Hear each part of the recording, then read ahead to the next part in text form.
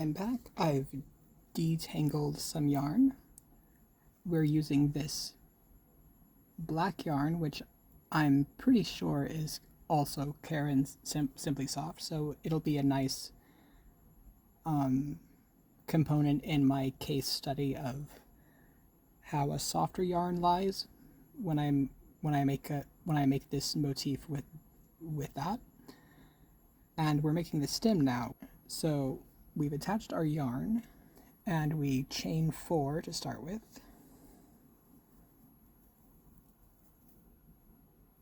And then sort of like in the top spot motif, we look for the first chain we made, the fourth chain from the hook in this case. I was hoping this would be more visible against the white background, but I unfortunately don't have any other colors of Caron SimplySoft at the moment. I wanted to all use the same brand. So anyway, we insert our hook into that fourth chain and make a double crochet.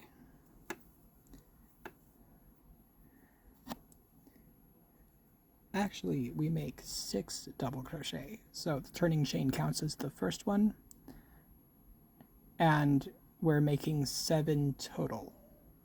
So turning chain 1, and then 6 more actual double crochet.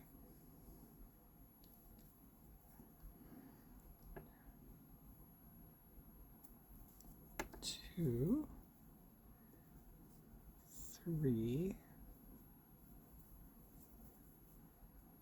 4, 5, 6. 1, 2, 3, 4, 5, 6, 7. Okay, good. So there are 7 double crochets, including the turning chain, in this little fan thing. And for row 2, well, we chain 3, and all of our chain 3s count as double crochets in this motif. Then we double crochet into not the first double crochet, because that one's occupied by the turning chain, but the second one. And then we double crochet into the third one. So counting the turning chain, we have 3 on row 2. And then something surprising happens. We chain 3 and turn. It is a short row. So you might want to use stitch markers for this one, just because it's easy to get turned around in the first couple of rows, because we have these unused double crochets from row 1, and then here's row 2, and for row 3 we have our chain 3, and then we skip the first double crochet, we double crochet in the next double crochet, and we double crochet in the turning chain, and then we chain 3, and we turn. For row 4, you can see that one side is highly built up, and the other side we haven't done much with yet, but this is one of the sides of the stem, and it's kind of hollow in the middle, so that's why we're building one side at a time. So we chain 3 and skip this double crochet in the next one,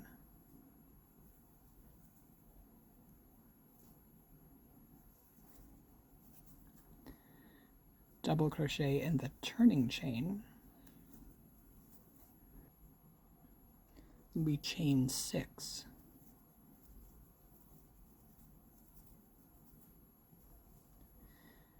and then we double crochet in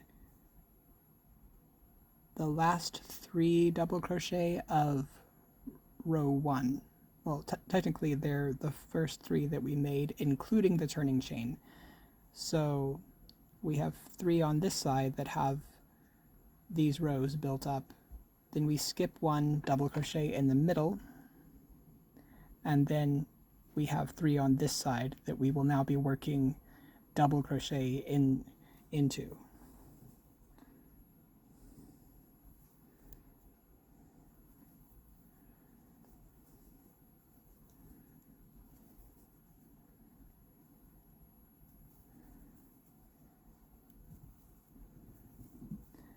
Of course, the last one is worked in the turning chain.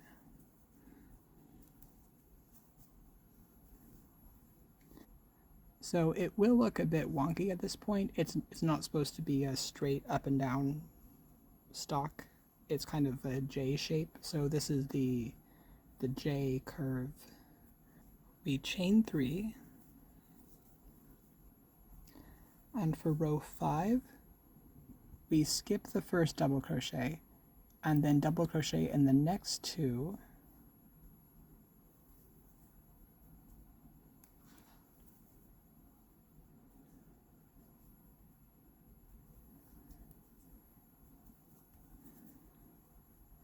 like that, and then we chain 3, but we're not turning this time, we're going back across, and we single crochet in not the first chain but the second chain. And this is one time when I think it might be important to actually work into the chain, because this set of 3 chains and then the other 3 chains that we're doing afterward is supposed to be off center. It might still be off center if you just crocheted around the chain, but just to make sure, I'm going to work into that chain, and it's not the first one but the second one.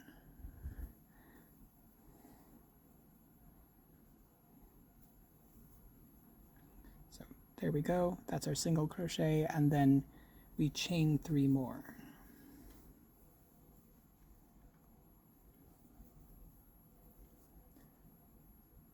And then we double crochet in these 2 double crochet and the turning chain. So that's 3 double crochet total.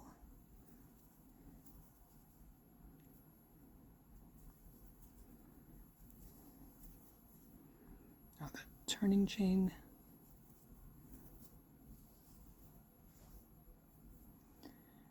Now chain 3, and now we turn.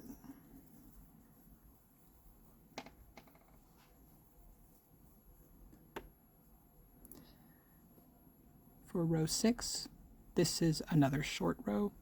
We skip this first double crochet in the next one, and the next one.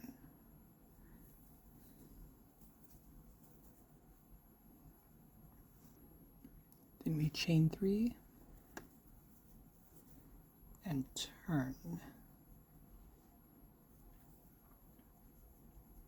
And row 7 is also a short row, so we skip the first double crochet and then double crochet in the next one and the turning chain.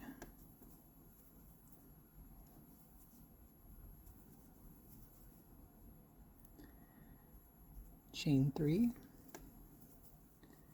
turn. For row 8, again, we skip the first double crochet in the next double crochet in the turning chain,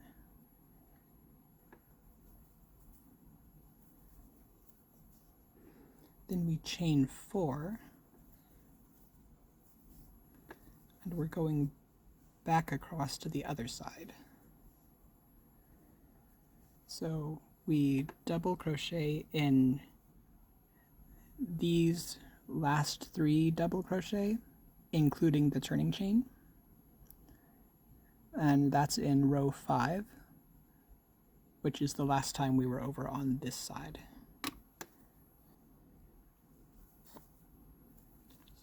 1, 2, and 3, the turning chain. Chain 3, turn.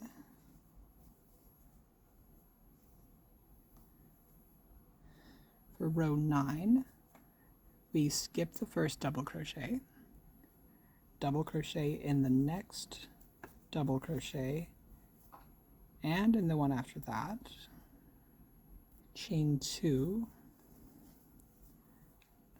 then we single crochet, and I believe we are actually meant to single crochet around the chain because it looks like the single crochet is in the middle of the chain, and this is a 4 chain space, so if we didn't just go around it, it would be offset.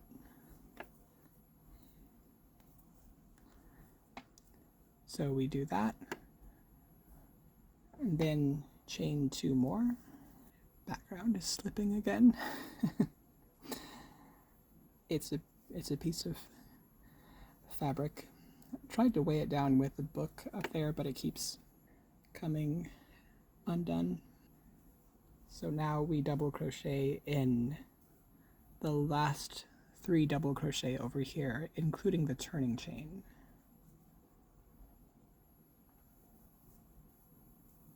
And turning chain.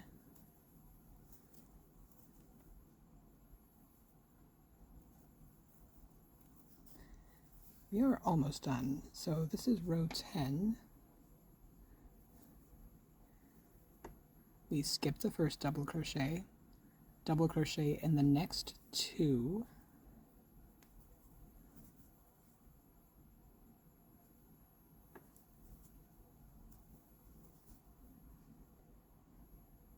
then we chain 3,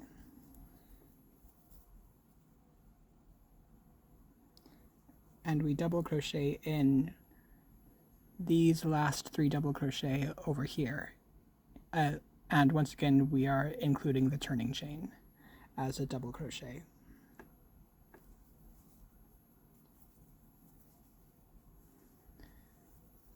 And the last row, chain 3, turn. We skip the first double crochet. We double crochet in the next one, and the next one,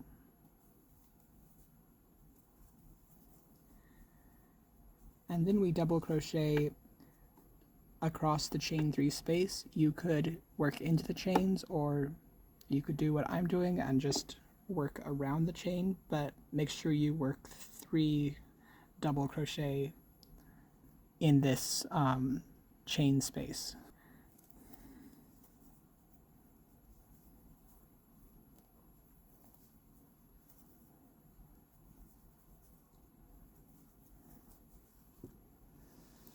Scooch.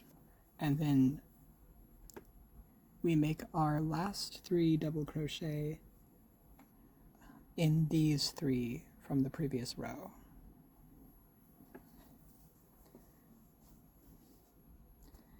Then we turn over the piece because, at least according to the chart, the tail should be going that way to the left at the end. Oh my. The end of my cord has been in the shot. Who knows how long that's been, but anyway. So you can cut the yarn here, or you could leave a tail to attach the stem to your mushroom head. It should go about there, just under the center of the lower 3 spots. So right here.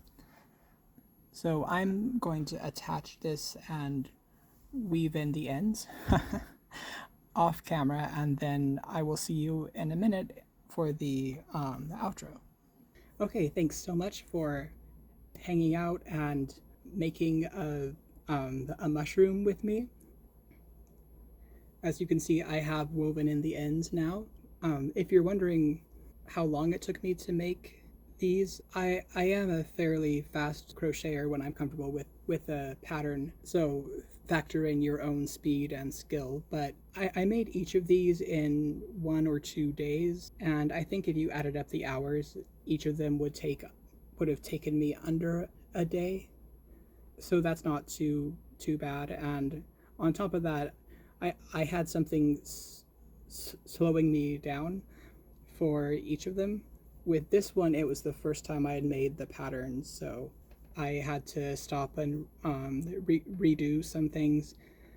I made each of these spots separately at first, and then I thought, wait, how am I going to join them? And I looked closely at the chart and saw that there were a bunch of slip stitches, and it went, oh no.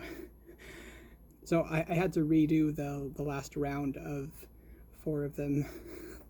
This one took me a while just because tiny yarn is hard to work with. But fun fact, I think this is the yarn that's meant for these patterns, because I believe the mysterious Emmy Grande, who I have not known if that's a person or a brand or what, I believe that refers to a brand of yarn, which looks like very lightweight, perhaps crochet thread. Like there's a brand called Emmy Grande Herbs. So I think the idea is that we're doing lace work with that yarn. So Lacework to Emmy Grande, to means with.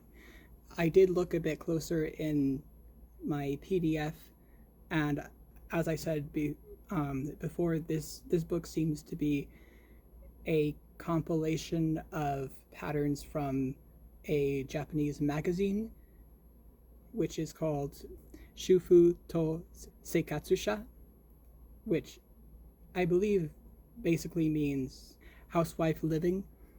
Took me 3 tries to say that because I stutter. And each of these patterns have a different designer listed. And the nice thing is they include the English text of what the person's name is, as well as their Japanese name. So this pattern is attributed to Chisako. I tried looking on Instagram if I could find this person. I can't, so if you know of any social media or website of theirs that I could tag, I would love for you to comment that. And actually, the other 2 patterns that we voted on are also by them, the bunny rabbit and the bird. So at some point I'll be doing a video for those too. And if you're interested in this publisher or these designers that I mentioned, I do encourage you to see if you can buy their books or magazines. I did find an English language book published by, I'm not sure if it's by Shufu-to-Seikatsusha, but I believe the patterns, they may not be the same ones as in the book I'm using, but at least according to a review on Goodreads, and I'll link to the Goodreads page of this book, these patterns did originally appear in that magazine. And the book in English is called Kyuuto, Japanese Crafts Lacy Crochet, and it's by So Mochizuki and translated by Seishi Maruyami. That's also a really good option if you wanted to support that magazine or these or similar designers. If you do happen to find a copy of the book that I'm using, Lacework to Emmy Grande, and I believe it's both on Amazon, and then also I got it secondhand on Etsy for quite a lot cheaper than even if you don't speak Japanese. You could just treat it as a textbook to follow along with while I'm walking us through the patterns. So, but yeah, it's up to you. I just wanted to make sure that I gave lots of shout outs to these folks because I am getting a lot of value and content from their work, so it just seemed fair. If you make one of these mushrooms, I would love for you to tag me on Instagram at Thornwing Crochet, or you can comment down below. You could even make a spooky version, and then you'd have a monster mushroom. It was a graveyard smush tomb. I came up with that joke a couple nights ago, and I was so proud of it, and I still am. I think that's all. I would love to hear from you in the comments down below, especially if you have any questions that I forgot to answer or just didn't cover fully. But thanks so much for hanging out in my Gothic grotto, and my goat and I will see you next time.